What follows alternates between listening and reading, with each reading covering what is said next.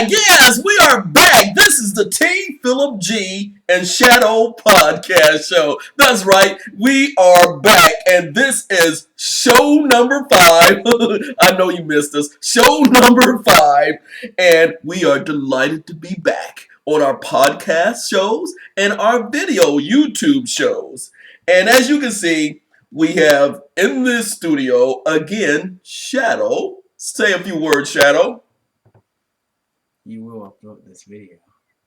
There you go. And myself, T. Phillip G. Now, this is show number 5, and our major theme for show number 5. Check this out, folks. This is so exciting. I can't wait to talk about it. We are actually going to discuss and analyze 3 sci-fi genres. That is, we're going to examine Star Wars, examine Star Trek, and Halo. I am Captain Picard of the USS Enterprise. There you go. It's Star Wars versus Star Trek versus Halo, the 3 series. That's right. We're going to examine who would win if they all went against each other. We're going to examine the technology. We're going to examine the weapons. And we're going to examine the species. And by we, he means I. Exactly. It's all going to be on Shadow's shoulder in this podcast and video show. So that's the premise of today's show. And the reason why, let me just say this. What in general do you think about these compelling 3 genres of sci-fi, Shadow? I mean, they're all different. In what way are they different? Because we've talked about Star Wars. How does Star Trek and Halo come into play here? Sound like a professional football player. Just kidding. But Star Trek is more like talking about like the meaning of like life and okay. And Halo is more like it's the survival of the human race. Star Trek, the meaning of life, and Halo is what? Like they the fight a constant enemy, like the survival of the human race. That's true. Now let me just back up. Halo. What was our first experience with Halo? Well, my first experience is with my brother, or my older brother, Darian, of course. You mean Sauce God? Why do you? No, go ahead. Did you really call him that? That's his name. That's what he calls himself. I'm not gonna call him that. That's okay. So, we were playing Halo Reach, and that was my first. On what? Playing it on what? On Xbox? 360. 360. The first experience of Halo. And what did you think about it? I love that game. I like at the end of the campaign, it made me cry because it was like it's tragic, but it was so good. That's true. It was a very compelling, interactive, and engaging game. And matter of fact, T. Phillip G. I played the game as well, and it was I didn't do too well. I always got annihilated, but it was basically when we're on firefights, me and I'll be like doing all the work, like taking out the Covenant, and then he's just like sitting in the back trying to still learn the controls. And that's true. That usually happens with T. Phillip G. Always trying to just learn the controls. So in fact, Halo is a compelling game, a very exciting game, a game that just kind of blew up, and they actually made a movie of Halo, an anime movie. Is that correct? You say anime so cringy. I mean, no, it's anime. Anime. Okay. I stand corrected. You obviously don't watch anime. And what about the movie anime of Halo was so important? I don't really remember it. I think I have seen it actually. Okay. So again, we have Halo. We give you the backstory of Halo. Did you? I mean, tell us a little bit more. I'm sorry. It's a game series, not just one game. It's a game series, and what does it involve of a game series? What does that even mean? I mean, you said there's a series. Are there several levels of Halo? What does that even mean? Like, do you mean like different stories? Different stories. I said that kind of weird, but yeah, there is. They like changed it up. I thought like Halo Reach was the best. Okay. Okay. Now that's what I'm trying to get to. There's Halo. You just mentioned Halo Reach. Yeah. And how is Halo Reach different from the original Halo? I mean, there's Halo 1, there's Halo 2, there's Halo 3. Okay. There's Halo. Well, Halo Reach came out, then there's Halo ODST. Okay. I think that's the same thing as Halo 3, actually. All right. Then you have Halo Wars 2. Wow. And then you have Halo 5. Hey, whoa. And then Halo Reach came in somewhere in the mix there? Yeah. Okay. Wow. So that's how many Halos? 8 or 9? I don't know. Something like that. So, again, and each version was... But to answer your question... Yes. What makes... Halo 1 was just, like, really just to establish the whole game series. They were actually not planning to actually make something after Halo 1. But, like, Reach is different because it, like, is before a certain game. Like, I think it's a prequel. Okay. It's like the Fall of Reach. Oh, okay. I could be mistaken since I did forget a lot, you know. That's okay. T. Phillip G doesn't know near as much as you do. And I'm sure the audience doesn't know near as much as you. I mean, there could be like one Halo fanatic out there. And I'm sure there's more than one Halo fanatic. So we have any other backdrop, backstory information you want to share with about Halo? Not really. That's pretty good. I mean, again, that's the context of Halo. We all had a great time playing all the different types of Halos. And matter of fact, I think there's a new Halo going to come out pretty soon as well. Is that correct? There is. In development? I don't know. Yeah, I think I've seen a little bit of news on the up and coming Halo, perhaps this summer or early fall. So that's a great series coming out. Another game coming out very soon. Then we bring in Star Trek. That's right, Star Trek. What's your take on Star Trek? Basically, how I see it, the Next Generation is a great series. I don't know why the original Star Trek is dated, so it has its flaws. I mean, you're talking about the original Star Trek starting in 1966. The classic. What was that? I gave it a little stop there. Classic. Ew. The classic. Okay, you don't need to say it. Of course, starring William Shatner. Okay, congrats. James T. Kirk. The Next Generation is better because the old one was just... And the Next Generation involves Patrick Stewart as Jean-Luc Picard. Jean-Luc Picard. Jean-Luc Picard, my bad. As well as LeVar Burton. And as well as a guest appearance by James T. Kirk. And the series ran from 1987 to 1994. That was so awkward.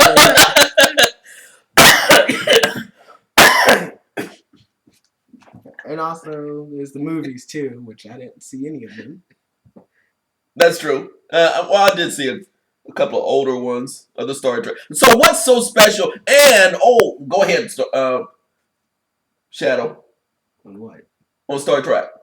I don't know. I just like Next Generation. No, but you said the essence of Star Trek was about human survival. No, that was Halo. Okay, what's Star Trek? It's the meaning of life. Oh, yeah, that's right. The meaning of life. Very good.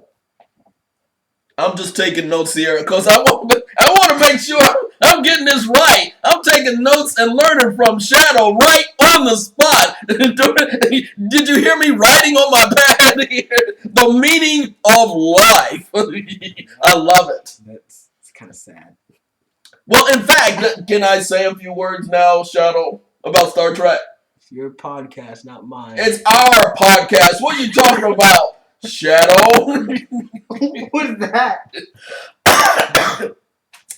But in essence, guess what? With the Star Trek series, they are celebrating their 50th anniversary this year, 2016. July 8th, 2016. That's when the next Star Trek comes out. It's Star Trek Beyond.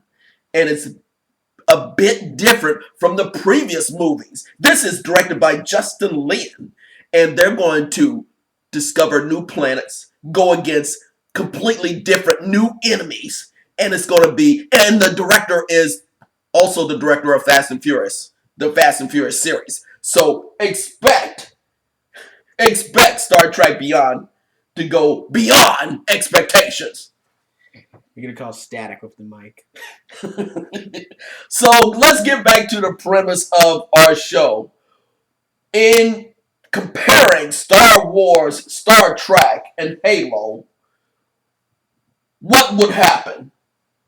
I guess we just gave them enough expedition. Mm-hmm. However you say that word. You doing it. Yeah, I saved myself. There you go. And so what would happen when you bring all these elements, these genres, these major entities, who would survive? You don't need to keep summarizing it. Let's just get to the point. Okay, good point. We're now. Okay. That'd be cool, I guess. I mean, all time periods are allowed. So you could have the old Federation, you have the newer Federation, then you're gonna have like the Republic, the Empire, all that. Okay. And then all super weapons allowed. All super weapons. That would be great. It's gonna start off like pretty much a giant war, and all the factions within the galaxy teaming up. So you would say it would start off as a humongous war, and then what would happen again? I'm pretty sure Halo would probably be the first one out because they have the kind of the least effective super weapon. Okay. Which is pretty much the ring, the Halo ring. Oh, okay. Rings, oh, yes. Which can pretty much get rid of all life in the galaxy. Now, let me just ask a quick question. I just remember in the Halo ring, when you go through the ring, do you get transported somewhere? I don't know. I think I forgot, but I don't think so. Okay. It's just basically a super weapon. Oh, that's right. Okay. And I think it's also stationary too, or if it moves. I might have forgot that too. Okay, that's all right. So again, Halo would be the first out, except for the Flood. Except for the Flood. Which the Flood is pretty much like an alien parasite that like latches on. It's pretty much like zombies, but like a lot more dangerous. It goes like to ship to ship, like taking over, and then pretty much like dead bodies. And okay. Rise. Wow, that's eerie. Entire ships would be like. I mean, at one point they did use the rings to get rid of the Flood, but they came back. Oh, okay, very good. And they came back, and how long did they last? It didn't matter. I mean, they're gonna always be there. Okay, they find a way. Outstanding. And so basically, I don't know. I like to see the Borg against the Flood. That's true. Okay. But it would come down to like red matter, like dropping onto planets, and then black holes forming. Then you're gonna have like Star Killer base, like blowing up systems. Now, just wait a minute. Now, with the genre of Star Trek, would that take over the Halo, or how would this go out? How would this work out when everything's coming together and Halo would go out first? What would happen? I think they're overwhelmed. They'll be overwhelmed. Okay, you're talking about the entire crew of the Star Trek generations. The entire. We're just talking about like mass armies. Mass armies. Okay, I got you now. So like, Halo would probably be wiped out because the amount of super weapons. Okay. That would be at disposal. They'll probably go out in a kamikaze by using the ring, though. Okay. But that would probably just like they're final goodbye. Okay. Except for the Flood, of course. Okay. Very good. And then it's just gonna be Star Wars versus Star Trek, which is just gonna be. It's gonna be like red matter against all the planet and solar system busters. Okay. And then, like, also, there's a super weapon in Star Wars which can destroy an entire universe. Whoa, say that again? I don't need to. I think they heard my... I didn't hear that right. A weapon that can entirely destroy what? A universe. A universe! Oh my gosh. And I think it would come down to, like, it would come down between like since there's also another super weapon in Star Wars that's called the Star Forge. Okay. It drains the energy of stars to create mass armies. So at this point, they would have infinite armies Mm, against red matter. Red matter, just one small droplet can create a black hole, that's right. which is what the Star Trek universe has. Okay. So I mean, it would come down to either between the entire universe being destroyed or Star Wars winning, just because they have the infinite production. Okay. And the final winner would be what? Who? George Lucas. Oh, well, he's out of the series though. it, would, it would be Disney. Do we always have to go Trump that do that card again? Disney Hey, wins. No, come on, let's go. Which series would supersede the final stage of it? Star Wars. No, well, I mean, like I said, there's two possible outcomes. The universe would either be destroyed because Star Wars would like kamikaze it, Okay. or Star Wars would win because they have infinite production Yeah, that's true. by using the Star Forge that they have. Now, I know Star Trek has like tons of ships, Mm-hmm. tons of weaponry, but I mean, they have the Star Forge, which gives them pretty much infinite production. Okay. So the universe would be destroyed as well as there's infinite production Or, or or, two different scenarios.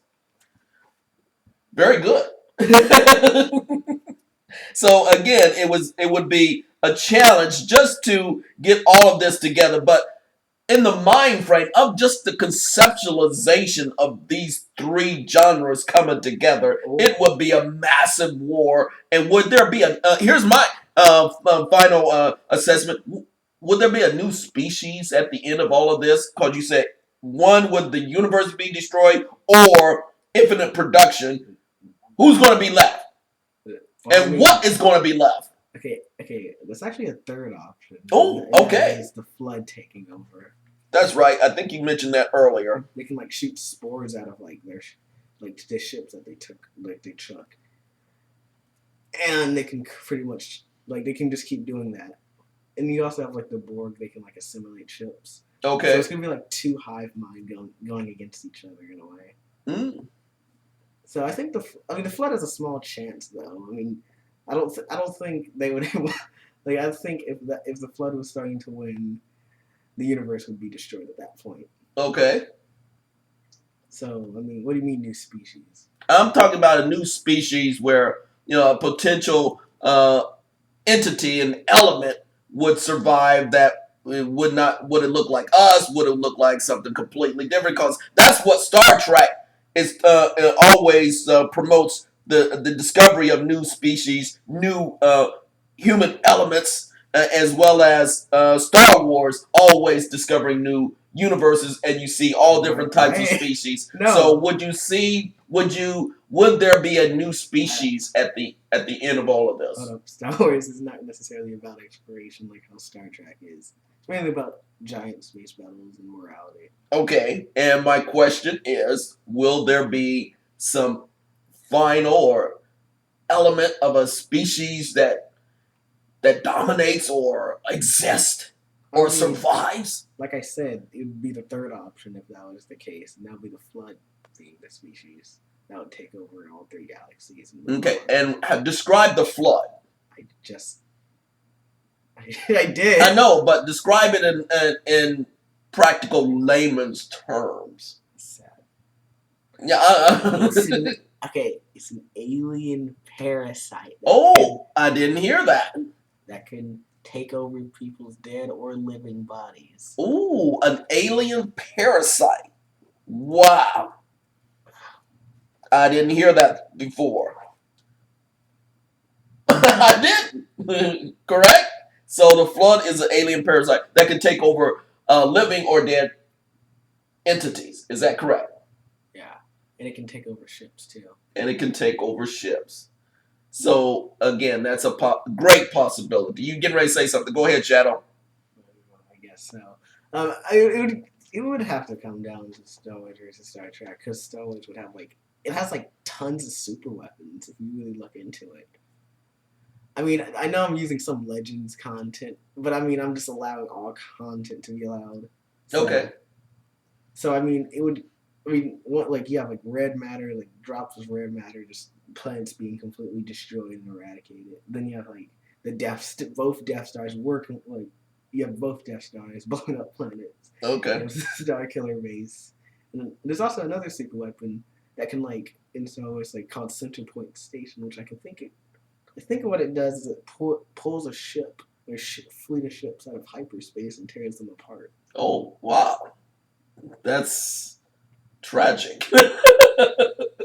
That's all I'm thinking about.